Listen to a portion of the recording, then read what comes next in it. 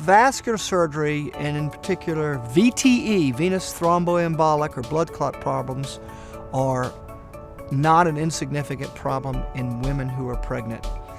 There are a multitude of aberrations and differences between a pregnant female and a non-pregnant female and a male that happen that make a pregnant female at high risk for blood clotting, and that's mostly venous clotting. And so we have a large population of OBGYN practice in our community out here at East Cooper, so it's a fairly significant portion of our daily and weekly practice. So we use the word VTE, you'll hear DVT, you'll hear blood clot, venous thromboembolic, that means you've clotted off a vein. Pregnant women's blood volume is increased almost 50%. The coagulation factors that cause us to bleed or not bleed increase in some women 1,000%. There are mechanical factors. If you think about a big gravid uterus and a pelvis pushing on veins, especially the iliac veins. So there are a lot of factors that cause women to be at risk for blood clotting.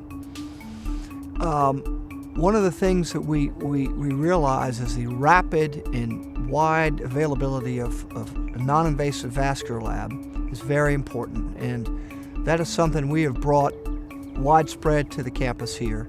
And if a woman or an obstetrician is concerned about DVT, it should be ultrasounded and checked, and it can be done instantaneously.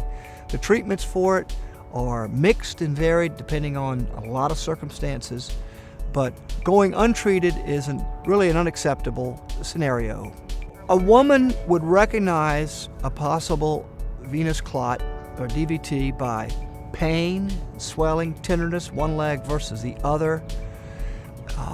We have thousands of yards of square footage of veins in our legs, and with the blood volume increasing as it has in pregnancy, they typically are distended, but some women will have marked distension. Left leg's usually worse than the right.